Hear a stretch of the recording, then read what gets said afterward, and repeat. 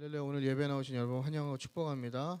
오늘 베드로전서 말씀을 가지고 우리가 거룩한 삶이라는 제목으로 함께 은혜를 나누도록 하겠습니다. 이 베드로전서는 이 베드로전서의 서두에 그 그리스도인들의 정체성에 대해서 이야기를 하고 있는데, 그리스도인들의 정체성이 무엇이냐면 바로 이 땅 가운데 흩어진 나그네의 정체성을 갖고 있다라고 이야기하고 있습니다.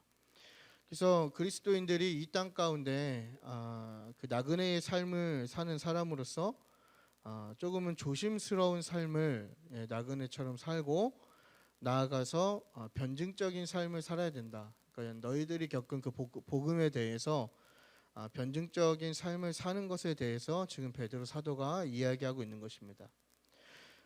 당시 그 초대 교인들이 이 지금 베드로의 서신을 받는 사람들은 그 북쪽에 있죠. 아시아, 그렇죠? 아시아 북쪽에 있는 교회들이 지금 이 편지를 함께 회람하고 있는데, 당시 그 교인들이 겪었던 어려움을 우리가 알 필요가 있는데, 그 상황이 우리가 이야기하고 우리가 먼저 그 고난이라고 하면 떠오르는 것처럼 어떤 물리적인 위협은 아니었지만 그들이 믿는 예수님으로 인해서 굉장한 모욕과 험담과 또 핍박과 정신적인 고통 가운데 사회로부터의 주변화를 겪는 어려움을 겪는 것이 당시 초대교인들이 갖고 있었던 그 시대의 어려움이다라는 것을 우리가 좀 알 필요가 있습니다. 그래서 로마의 그 정치 자체가 좀 적극적으로 나서서 그리스도인들을 색출하고 그리스도인들을 핍박하고 우리가 흔히 아는 대로 잡아 죽이고 그러한 정책이 아니었기 때문에 어떤 물리적인 핍박보다는 어떤 이방인으로서, 디아스포라 유대인이죠, 외국에 사는 이방인으로서의 어떤 나그네 의미도 있기 때문에 그러한 삶 가운데서 겪어야 될 어려움이 있었다는 것이죠. 하지만 그것보다 좀 더 큰 어려움이 있었는데, 그 어려움이 무엇이냐면 누군가가 이 사람들을 그리스도인이라고 고발을 하면 근데 조사하게 되어 있었다라는 거예요. 그러니까 나와 함께 지냈던 이웃이 저 사람이 그리스도인이다, 그렇죠? 황제를 숭배하지 않는다라고 고발을 하면 로마에서는 그 고발이 들어오는 즉시 이 그리스도인들을 어떻게 보면 체포하게 되어 있었다라는 것입니다. 그래서 그리스도인들이 만약에 고발을 당하게 되면 그 자리에서 신앙을 버리고 황제를 숭배하는 선택을 하거나 아니면 감옥에 가야 하는 선택을 해야 되는 상황이었다라는 것을 우리가 알 필요가 있는 것이죠. 그래서 당시 성도들에게 가장 중요한 것은 이웃들과의 관계입니다.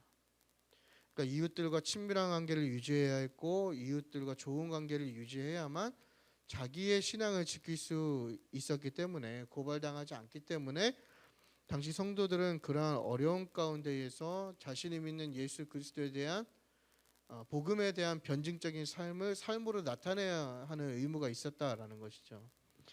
그러니까 그게 나그네의 삶이라는 겁니다. 결국에는 오늘날 저와 여러분도 하나님의 언약 백성으로서 이 땅 가운데 나그네의 삶을 살아갈 때에 우리도 이웃들과 좋은 관계를 맺어가면서 우리의 삶을 통해서 우리가 믿는 예수님을 변증적으로 증거할 수 있어야 되는 거예요.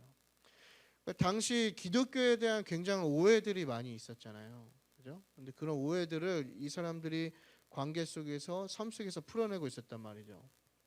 그래서 베드로가 그러한 상황 가운데 첫 번째로 나그네로서의 삶이 어떠한 삶이어야 되는가 얘기했는데, 그게 뭐냐면 1장 1절에서 12절까지의 내용인데, 바로 예수 그리스도 산 소망으로 인해서 기뻐하는 삶을 살아라, 이렇게 이야기하는 거예요. 그러니까 너희가 그러한 고난 가운데 있을지라도 예수 그리스도를 통해서 너에게 산 소망이 주어졌기 때문에 고난 가운데에서도 잠시 괴로울 수 있으나 그럼에도 불구하고 기뻐하라, 이렇게 이야기하는 것이죠.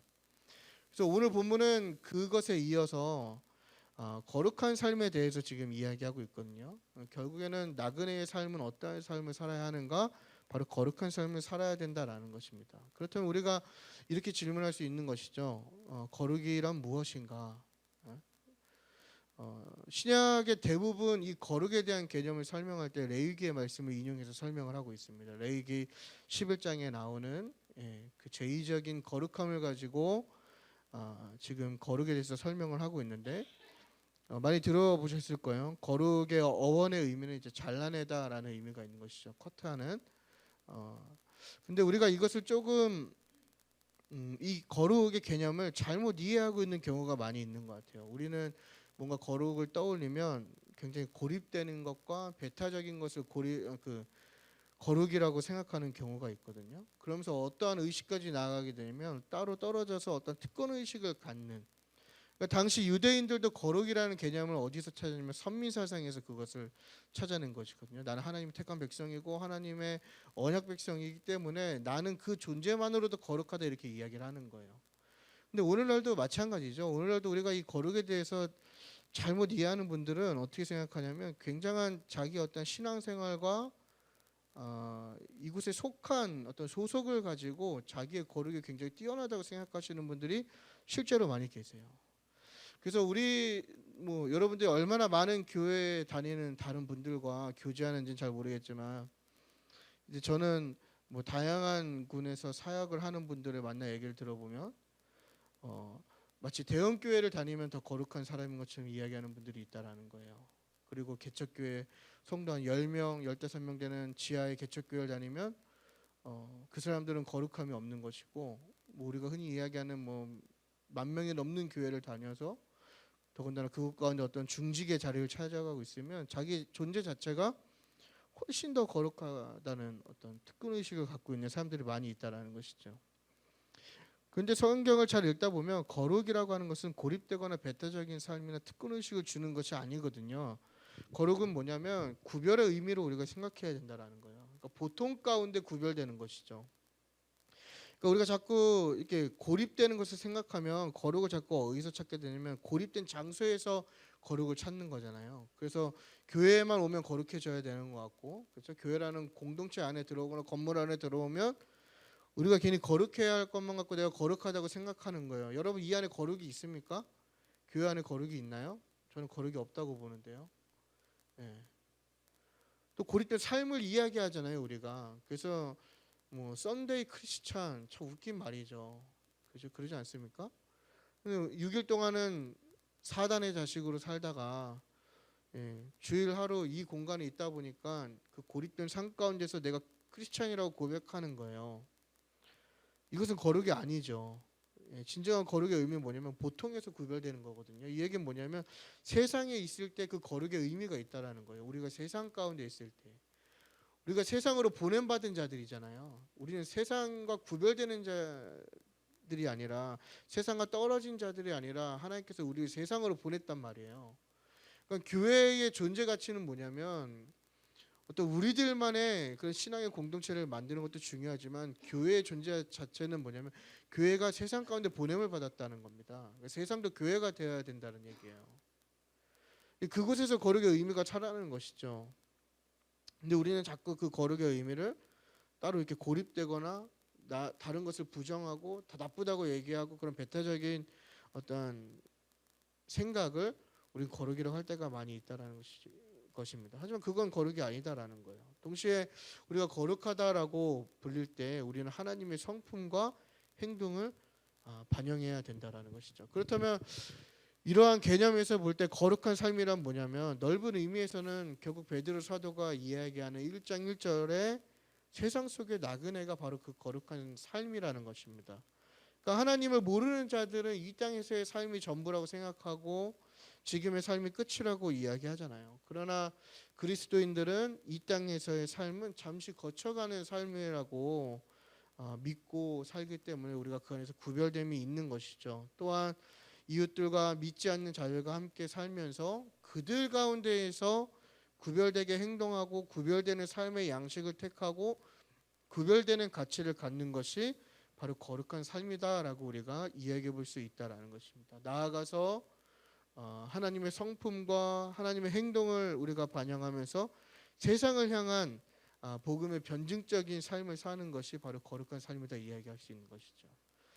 그러니까 결국에는 우리의 모습과 우리의 말과 행동과 우리의 삶의 양식과 우리의 가치와 우리의 삶의 태도를 보면서 하나님이 떠오를 때 그것이 거룩한 삶이다라고 얘기하는 거예요. 거룩이라고 성경책 큰 거 옆구리에 끼고 뭐 에헴거린다고 해서 거룩이 아니라, 그죠?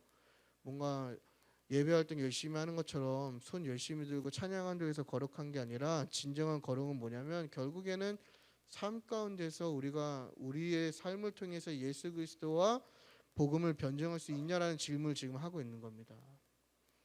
그러니까 이 얘기 뭐냐면, 여기서 아무리 우리가 예배 행위 열심히 하고 손 들고 예배 열심히 한 척하고 찬양 열심히 하고 통성기도 아무리 열심히 하고 방언하고 뭐 헌신 열심히 해도 우리의 삶 가운데 그런 변증이 없으면 그건 거룩함이 아니다라고 지금 이야기하고 있는 거예요. 그건 하나의 그냥 종교 행위에 불과하다라는 것이죠. 그래서 오늘 본문이 자세하게 지금 그걸 이야기하고 있는데, 오늘 본문에는 네 가지의 그 명령이 나옵니다. 베드로 사도가 어떻게 하라고, 거룩한 삶을 이야기하면서 어떻게 해야 된다라고 얘기하고 있는데, 이 네 가지가 결국에는 거룩한 삶의 기준이 될 수도 있고, 나아가서는 그렇게 살 때 우리가 거룩한 삶으로 나아갈 수 있다라는 것을 우리가 알 수 있는데, 첫 번째는 뭐냐면 은혜를 끝까지 바라보아야 된다라는 것이죠. 13절의 내용입니다. 우리 다 같이 13절 한번 읽어보겠습니다. 시작. 그러므로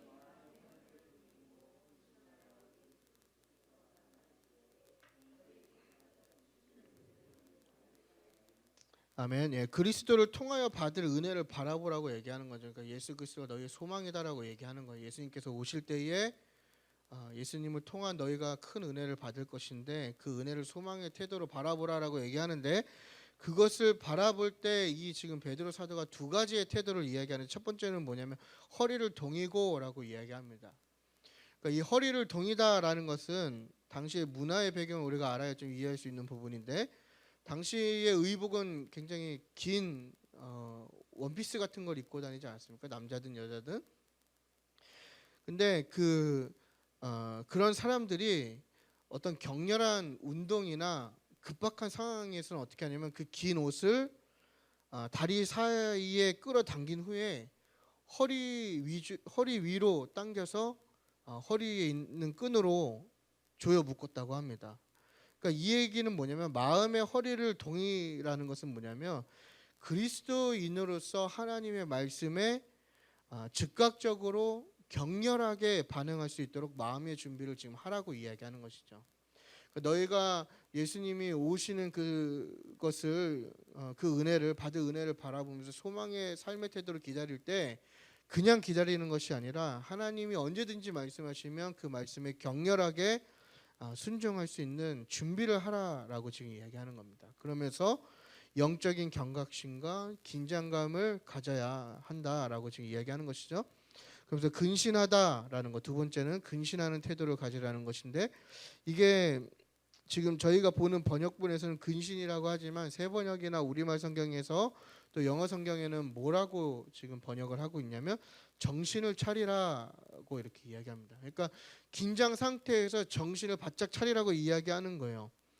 그러니까 어떤 종류이든 우리가 방심하면 우리의 정신적 도취와 영적으로 그릇된 행동을 하지 않도록 그 깨우치는 것들을 우리가 방해받지 않습니까? 또 우리가 중독되고 태만으로 인해서 우리가 그리스도인도 얼마든지 죄에 빠지는데, 그것을 막아주는 역할이 무엇이냐면 바로 정신을 차리는 것, 근신하는 것이다라고 지금 이야기하고 있는 것이죠. 그래서 베드로가 그리스도인들에게 세상에 속한 일들로 인하여서 죄에 빠지거나 주님을 떠나가지 않도록 너희가 항상 깨어서 하나님의 말씀에 즉각적으로 반응할 수 있도록 준비해라, 긴장해라, 지금 이렇게 이야기하고 있는 것입니다. 왜 우리가 그래야 합니까? 그래야 유혹에 휩쓸리지 않고 최종적으로 그리스도께서 오실 때에 그 그리스도를 통해서 주실 은혜를 받을 수 있기 때문인 것입니다. 그러니까 당시의 삶은 고난의 삶이었죠. 그러니까 당시 성도들에게는 어떠한 그 마음이 있었냐면, 예수를 믿는 것은 고난이 당연하다고 여겼던 거예요. 왜냐하면 예수님이 고난의 삶을 사셨기 때문에 그 고난을 받아야만 예수님의 영광도 함께 누릴 수 있다고 생각했거든요. 그러니까 당시에 얼마나 많은 유혹이 있었겠어요. 그러지 않습니까? 조금만 눈을 돌려서 세상의 방법과 세상의 방식과 세상이 추구하는 것을 선택하면 얼마든지 편안한 삶을 누릴 수 있었어요. 그러니까 언제든지 신앙을 버릴 수 있는 요소가 다분했다라는 것이죠. 큰 유혹임에 틀림이 없습니다. 그러나 베드로 사도가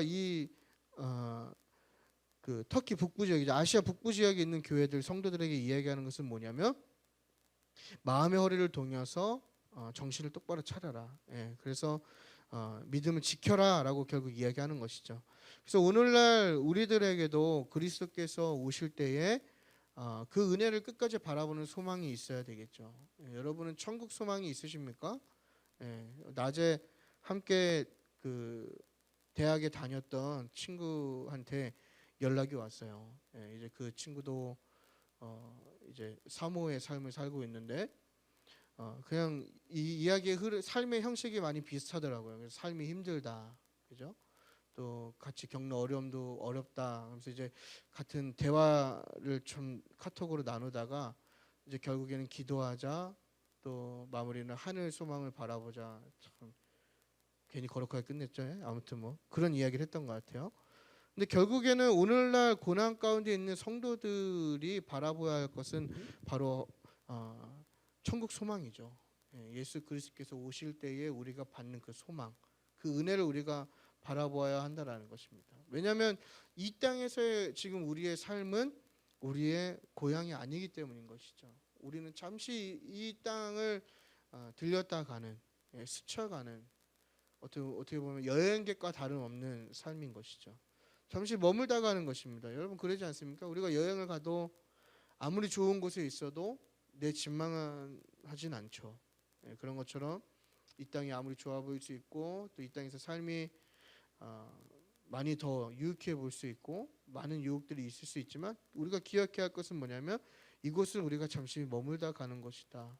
그러므로 지금 우리가 겪는 고난도 마찬가지로 잠시 스쳐가는 것임을 우리가 깨달아야 한다라는 것입니다. 그러기 위해서는 우리도 마찬가지로 우리의 마음의 허리를 동여매고 언제든 하나님의 말씀에 순종할 수 있는 영적인 긴장 상태를 유지해야 한다라는 것이죠. 그러니까 오늘날 참 이 영적 긴장감이 많이 떨어지는 것 같아요. 오히려 영적 둔감성에 우리가 많이 익숙해져 있죠. 하나님의 말씀이 선언되고 선포되고 하나님의 말씀이 들려옴에도 불구하고 우리는 우리의 삶을 돌이키는 것을 많이 찾아보기 어려움이 있지 않습니까? 우리가 그러한 영적 둔감성을 떠나서 오히려 이런 영적 민감성으로 나아갈 때 우리가 우리 삶에 주어지는 많은 도전과 유혹들 가운데 잘못된 길로 쓸려 내려가지 않을 수 있다. 그리고 그것이 거룩한 삶이다라는 것을 첫 번째로 베드로 사도가 이야기한 것입니다. 두 번째는 이전의 삶이 아닌 새 삶을 받아들여야 된다. 그것이 거룩한 삶이다라고 이야기하는데 14절에서 16절까지입니다. 우리 14절에서 16절까지 함께 읽도록 하겠습니다. 시작. 너희가 순종하는 자식처럼 전에 알지 못할 때에 따르던 너희 사역을 본받지 말고 오직 너희를 부르신 거룩한 이처럼 너희도 모든 행실에 거룩한 자가 되라. 기록하였을 때 내가 거룩하니 너희도 거룩할지어다 하셨느니라. 아멘. 14절에 이제 베드로 사도가 그리스도인들이 예전의 삶으로 돌아가지 않도록 주의해야 된다라고 이야기하고 있습니다. 그러니까 이전의 삶이 결국엔 무엇입니까? 자신의 욕망과 또 욕구를 쫓아가는 삶이죠. 그러니까 욕망이라고 하는 것은 필요하지 않지만 자신이 바라는 거. 마치 여러분들이 그렇게 원하는 명품백 같은 것이 욕망인 것이죠. 전혀 쓸모 없잖아요. 필요 없고. 그러지 않습니까? 근데 우린 다 명품 하나씩 원하는 게 다 욕망입니다. 욕망. 전혀 필요하지 않지만 자신이 바라는 거. 좋은 차. 다 욕망입니다. 그죠? 다 사실 따지고 보면 우리에게 필요한 거는 이미 지금 우리가 소유한 것으로도 충분히 감사할 수 있는 삶의 어떤 환경과 여건이 있는 것이죠. 그럼에도 불구하고 우리는 우리에게 필요치 않는 욕망의 마음, 그것이 이전 옛사람의 우리의 가장 큰 마음의 중심이죠. 또 욕구는 무엇입니까? 마음속의 근원적인 바램들. 그러니까 이 두 가지의 특징은 뭐냐면 다 자신을 위한다라는 거예요.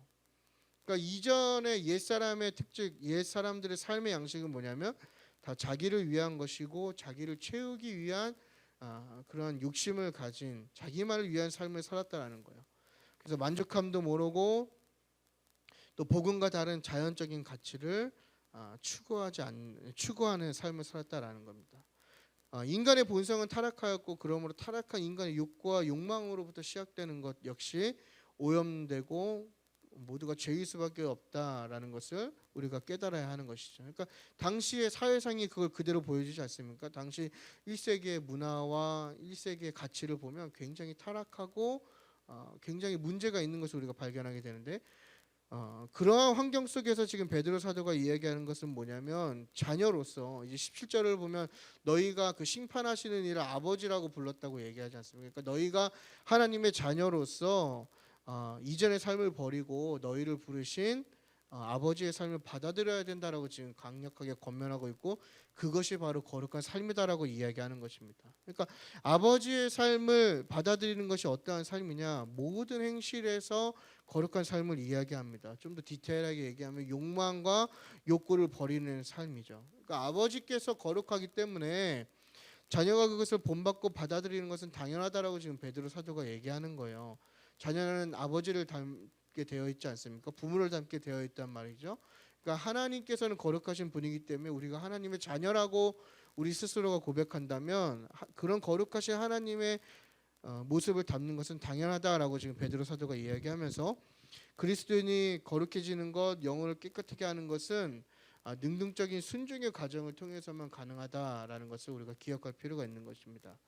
그래서 결국에는 내가 거룩한 삶을 살고 싶다면 내 안에 능동적인 순종의 과정이 있어야 된다라는 거예요. 하나님이 강제적으로 막 시켜서 또 타인이 시켜서 되는 거룩한 삶은 불가능하다라는 것이죠. 그래서 내 스스로가 순종하기로 결단하고 노력해야 한다라는 것입니다. 그러니까 이건 결국에는 아까 13절에 이야기했던 우리의 마음의 허리를 동이고 근신하는 것과 또 연결할 수 있는 부분이겠죠.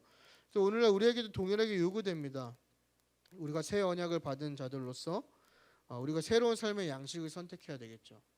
우리가 그리스도인이 되었다는 것은 새로운 삶의 양식을 선택했다는 것을 의미합니다. 우리가 그것을 받아들여야 그리스도인이라고 고백할 수 있는 것이죠. 그러나 많은 그리스도인들이 그것을 받아들이지 못하고 이전의 삶을 포기하지 못한다라는 거예요. 여전히 예수님을 주인이라고 고백하고 예수님을 믿는다고 얘기하지만 자신의 욕망과 욕구만을 충족시키기 위해서 노력하면서 살고 그것들을 구하면서 살고 또 사욕에 지배당하는 삶을 살고 있는 현실이다라는 겁니다. 그러니까 아버지의 거룩함을 닮으려고 능동적인 순종을 하지 않는 거예요. 여러분 우리의 삶을 돌아볼 때 과연 우리가 하나님을 단 1이라도 닮기 위해서 날마다 나를 채찍질하고 강하게 나를 돌아보면서 나에게 그 기준을 제시하는 분이 몇 분이나 되실까요? 과연 내가 하나님의 그 거룩함을 아주 조금이라도 닮기 위해서 나를 부정하고 나의 자아를 죽여가면서 하나님의 말씀에 능동적으로 순종하려고 하는 사람이 과연 이 가운데에서도 몇 명이나 될 수 있냐라는 얘기입니다. 그러니까 우리는 하나님을 아버지라고 얘기하고 아버지 사랑한다고 말하지만 이게 모순되는 고백임이 뭐냐면 우리는 아버지의 모습을 닮지 않으려고 한다라는 거예요. 여러분 어떻게 보면 자녀에게 가장 큰 뭐라 해야 될까요? 자부심은 뭐냐면 내 아버지를 닮는 것이죠. 그러니까 내가 내 아버지를 사랑한다면 그 자녀는 그 아버지를 닮게 되어 있다라는 것입니다. 근데 우리는 하나님을 사랑한다고 말로는 열심히 고백하지만 정작 우리의 삶의 모든 영역은 그 거룩함을 닮으려 하지 않는다라는 거예요. 여전히 옛사람 또 옛 삶의 양식을 선택하고 옛 삶의 가치를 추구하면서 살고 있다는 것입니다. 그 결과가 무엇으로 나타납니까? 바로 성도의 세속화. 거룩한 성도가 사라져가는 것이죠. 다 세상의 가치대로 살고 세상의 가치 기준으로 얘기하고 세상의 기준으로 이야기하는 거예요.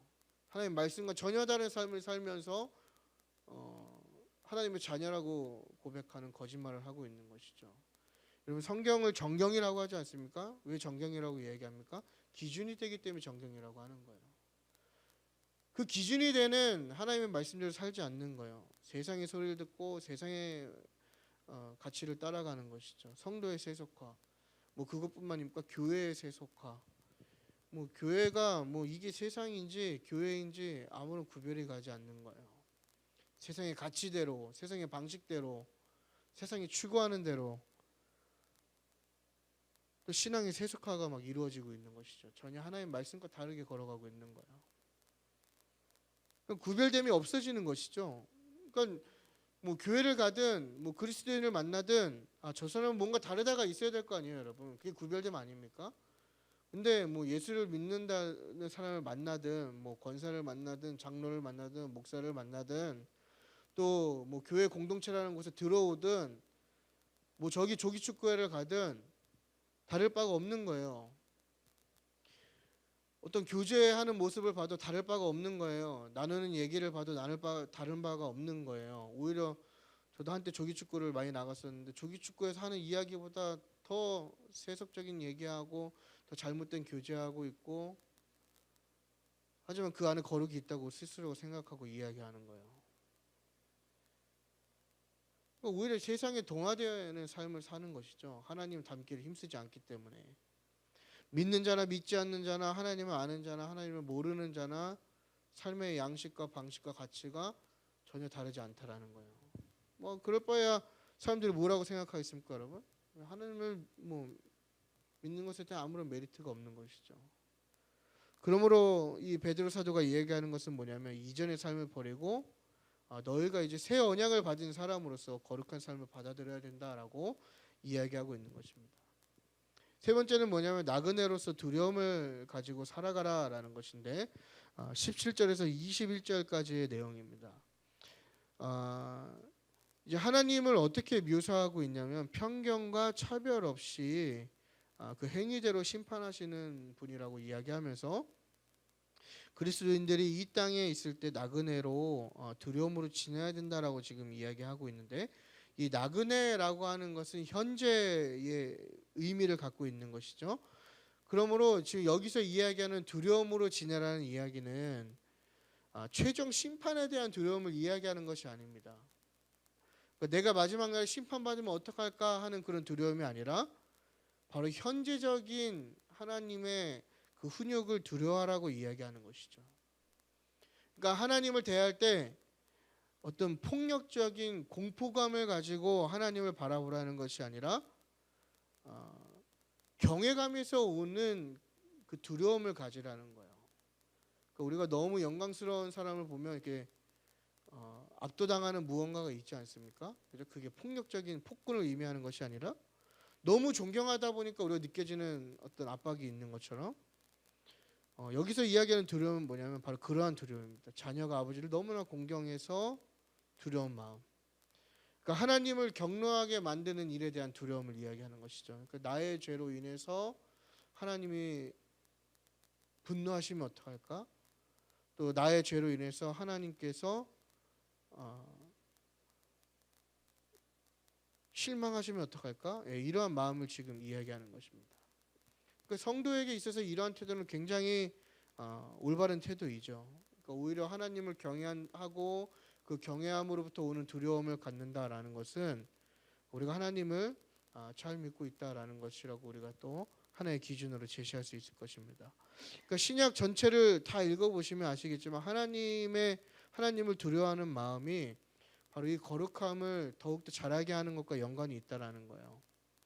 그러니까 우리가 이 훈육이라는 것을 뭐 요즘에 많이 그 의미가 퇴색돼서 또 변질돼서 무조건 나쁘다라고만 이야기하고 있지만, 사실은 아버지의 훈육을 두려워하는 것은 하나님을 사랑하는 것에 대한 또 다른 측면이거든요. 그렇죠? 그래서 히브리서에서 뭐라고 얘기합니까? 그 훈육하는 것을 사랑하는 거라고 얘기하잖아요. 사랑하지 않으면 훈육하지 않는다라고. 그러니까 너희가 자녀기 때문에 훈육한다라고 이야기하면서 너희가 노예였으면 훈육하지 않는다라고 얘기하는 것이죠. 그러니까 자녀 또한 그 훈육을 받는다라는 것은 내가 아버지를 사랑한다라는 의미를 갖고 있다라는 것인데, 우리가 왜 그렇게 살아야 하냐면 이제 18절부터 그 이야기가 계속해서 나오는 거예요. 너희 조상으로부터 물려받은 행실 때문이 아니고 너희가 지금 자유로워진 것은 그런 헛된 것에서 온 것이 아니라 바로 예수 그리스도를 통해서 받은 가치 있는 것이기 때문에 너희들의 믿음과 소망이 하나님께 있으므로 그러한 소망 가운데 너희가 심판받지 않도록 현재의 두려움을 가지고 하나님께 나아가게 된다. 지금 이것을 이야기하고 있는 것입니다. 그러니까 오늘날 하나님 경외함이죠. 하나님 경외함, 또 하나님에 대한 두려움이 많이 상실된 시대를 살아가지 않습니까? 그러니까 하나님이란 존재에 대한 두려움이 없는 거예요. 어떻게 보면 하나님 자체를 인지하지 않는 것 같습니다. 그러니까 오늘날 가장 큰 문제는 뭐냐면 불신자들이 많은 게 아니라 무신론적인 그리스도인들이 더 심각한 문제를 일으키는 것 같아요. 그러니까 하나님의 공의를 잃어버리는 것이죠. 그러니까 심판의 하나님을 새카맣게 잃어버린 것 같아요. 그래서 여러분 각 교회들이나 교계나 또 여러 가지 성도들 간의 불미스러운 사건들이나 부끄러운 일도 목회자들이 타락하는 이야기를 다 들어보시면 과연 그 사람들 하나님 살아계심을 믿나 이렇게 좀 의심이 들어요. 그러지 않습니까, 여러분? 어떻게 하나님 살아계신다고 생각하면 저러한 행위를 할 수 있지? 어떻게 하나님 살아계신다고 믿는다면 하나님에게 정말 작은 두려움이 있다면 저렇게 행동할 수 있지? 우리가 이러한 상황들 너무나 많이 직면하게 된다라는 것이죠. 어떻게 보면 저는 우리 교회 안에서도 가끔 그런 분들을 발견해요. 저는 늘 얘기하잖아요. 우리 교회는 잘하고 남의 교회는 못해. 이거 아니에요. 우리 교회도 못합니다, 여러분. 잘하는 것도 있지만 못하는 게 있다고요. 근데 보면요, 그런 거 가끔 느껴져요. 진짜 하나님, 저 사람한테 하나님이 없나 싶을 정도로 정말 하나님이란 존재 새카맣게 잊은 것 같아요. 근데 확실히 성경에 이야기하는 것은 뭐냐면 뭐 위로의 하나님도 좋고 사랑의 하나님도 좋고 축복해 주시는 하나님도 좋지만 하나님은 공의로우시기 때문에 심판하시는 분이라는 거예요. 그러니까 죄를 관가하지 않으시는 분이다라는 것이죠. 그러니까 공의라는 것은 바로 하나님의 한 측면이기 때문에 그런 거예요. 우리는 사랑과 공의를 자꾸 분리하려고 하지만 그 사랑 자체가 바로 공의라는 것입니다. 그렇기 때문에 우리가 하나님을 경외함으로 하나님을 두려워하는 삶을 살아야 된다는 거예요. 그래서 내가 이전의 삶으로 돌아갈 때 내가 하나님을 경외하지 못하고 하나님을 실망시키면 어떡할까라는 두려움이 있어야 된다는 것입니다. 그래서 우리가 하나님을 실망시키지 않기 위해서 또 하나님의 그 훈육을 받지 않기 위해서 지금 우리의 삶 가운데에 하나님에 대한 두려움을 인지하면서 살아야 되고 그렇게 살 때에 거룩한 삶이 된다라는 것을 우리가 깨달을 필요가 있는 것 같습니다. 마지막으로 영원토록 사랑을 실천하라는 것입니다. 22절에서 25절의 내용인데 마지막으로 그 거룩한 삶이란 것은 결국 영원토록 형제자매를 사랑하라는 것입니다. 근데 단순히 이것이 그냥 멈춰 있는 사랑이 아니라 더 깊은 사랑으로 나아가라는 것이죠. 그래서 그 형제를 사랑하기에 22절에 형제를 사랑하기에 하는 그 사랑에는 바로 그 필레오가 사용되었고 그 다음에 마음으로 뜨겁게 서로 사랑하라에는 아가페가 사용이 되었거든요. 사랑의 다양한 표현들이 있지 않습니까? 그 헬라어에는 근데 지금 형제 사랑에서는 어떤 우정의 관점이 있는 필레오가 사용되었고 그 마지막에 뜨겁게 서로 사랑하라. 그러니까 앞으로 사랑해야 될 모습에 대해서는 바로 이 아가페, 희생적이고 헌신적인 사랑으로 바뀌었다라는 거예요. 그러니까 더 높고 더 귀한 사랑의 차원으로 지금 바꿔서 베드로 사도가 이야기하고 있는데 결국 그러한 사랑을 실천해야 되는데 그러한 사랑이 어떻게 실천할 수 있냐면 바로 거룩이 더 성숙해질 때 그 사랑이 실천된다라는 것입니다. 그러니까 더 거룩할수록 더 깊은 사랑을 할 수 있다라는 거예요. 그러니까 이 얘기는 뭐냐면 오늘날 사랑이 많이 부재한 시대에 살아가죠. 저도 참 사랑 잘 못하는데 사랑하지 못하는 것은 결국엔 우리가 거룩하지 않다라는 거 우리 스스로가 증명하는 거예요. 그러니까 누군가를 사랑하지 않는 거, 그죠? 또 제한된 사랑을 갖고 있다라는 것은 그만큼 우리가 제한된 거룩함 속에 있다라는 것이죠. 우리 안에는 사랑이 없죠. 그렇지 않습니까? 우리가 누군가를 사랑할 수 있는 것은 우리가 거듭났기 때문에 가능한 거예요. 우리 안에는 이제 사랑이 없거든요. 왜냐하면 우리는 죄로 인해서 타락했고 파괴되었기 때문이에요. 그래서 인간의 본성이라는 것 자체가 서로 미워하고 시기하고 질투하고 죽이고 저주하는 것이 우리의 본성이고 그것이 타락의 결과물입니다. 그런데 그런 자들이 하나님 말씀을 통해서 거듭나면 또 하나님의 말씀에 순종하게 되면 타인을 사랑할 수 있다고 지금 베드로 사도가 이야기하고 있는 거예요. 근데 그것이 어떻게 가능하냐? 바로 예수 그리스도께서 그 사랑을 우리에게 보여주셨기 때문에 가능하다라는 것이죠. 그러니까 예수님이 사랑의 방식은 조금 독특함이 있는데 바로 행동하셨다라는 거예요. 그러니까 필요한 것에 대한 도움을 주는 사랑이었거든요. 죄인에게는 새로운 신분이 필요한 것이죠.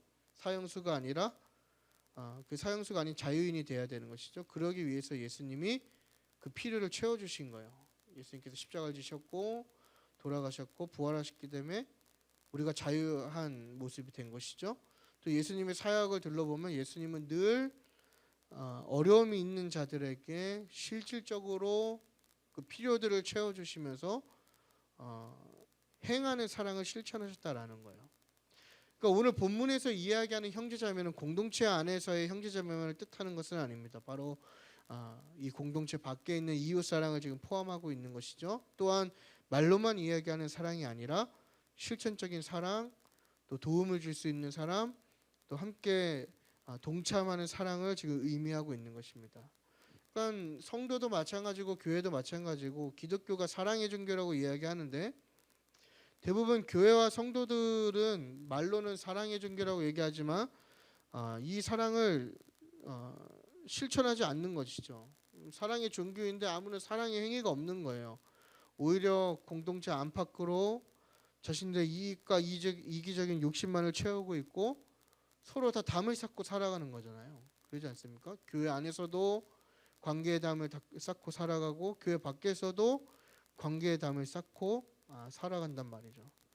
그러니까 간혹 어떤 분들이 그런 말을 해요. 교회가 무슨 사회 공헌하는 사회적 기업이냐. 맞는 질문일 수도 있어요. 하지만 중요한 것은 뭐냐면 형태는 우리가 무엇이 옳다 그르다 정의할 수 없지만 하나님의 말씀의 본질은 뭐냐면 이웃사랑의 실천의 방법을 찾으라고 분명히 이해하고 계시다라는 거예요. 단순히 너희가 사랑이다, 사랑의 종교이다라고 이야기하지 않고 더 깊은 사랑으로 나아가기 위해서 그 사랑을 실천할 수 있는 방법을 찾아야 된다라고 이야기하고 있는 것입니다. 그것이 복음의 핵심이고 바로 그것이 성도의 역할이고 교회의 역할이기 때문입니다. 그래서 개인과 교회가 거룩함 속에 잘 성장하고 있다는 표식은 우리가 어디서 알 수 있냐면 서로 사랑하고 더 깊은 사랑으로 나아가는 것을 통해서 우리가 알 수 있는 것이죠. 동시에 그러한 노력들이 이 복음의 능력을 통하여서 영원히 변화될 수 있음을 베드로 사도가 이야기하면서 우리를 격려하고 있는 것입니다. 그러니까 지금은 너희가 온전히 그렇게 하지 못하지만 그것이 끝이 아니다라고 이야기하는 것이죠. 너희의 그 성품이 지금의 성품이 앞으로 영원히 변하지 못할 것이 아니라 복음의 능력을 통하여서 변할 수 있다라고 지금 격려하고 있는 내용이 바로 22절에서 25절까지의 내용입니다. 그러면서 이 거룩의 증표를 베드로 사도가 마지막으로 뭐라고 얘기하냐면 바로 사랑이라고 이야기하고 있습니다. 그러니까 사랑하는 삶을 살라는 것이죠. 단순히 어떤 혈육과 나의 마음에 드는 사람의 사랑을 넘어서 우리의 도움과 또 사랑을 표현할 수 있는 다양한 방법들을 찾아서 더 깊은 사랑으로 나아가라고 이야기하고 있는 것입니다. 결론인데요. 이 땅에서 흩어진 나그네의 삶을 사는 것은 결코 쉬운 것은 아닙니다. 2000년 전에도 그랬고 어떻게 보면 오늘날도 비슷한 상황인 것이죠. 예수님을 제대로 믿기 위해서는 많은 도전과 많은 희생이 요구가 됩니다. 포기해야 할 것도 많고 때로는 양보해야 될 것도 많고 때로는 참아야 될 것도 참 많이 있는 것이죠. 그럼에도 불구하고 우리가 바라볼 것은 뭐냐면 바로 우리의 본향, 하늘에 대한 소망과 또 다시 오실 예수 그리스도를 통한 또 예수 그리스도를 통해 주어질 그 큰 은혜를 우리가 바라볼 때 지금 우리가 겪는 그 어려움 가운데서도 우리가 기쁨으로 또 거룩한 삶으로 나아갈 수 있을 것입니다. 그래서 그 소망을 기대하고 바라보면서 우리가 나그네의 삶에 요구되는 거룩한 삶을 살아냄으로써 하나님 보시기에 합당한 그리스도인이 되고 또 구별되고 변증적인 삶을 어떻게 보면 그게 우리의 사명일 수 있지 않습니까? 그러한 사명의 삶을 잘 살아내시는 저와 여러분의 삶이 되기를 축복하겠습니다.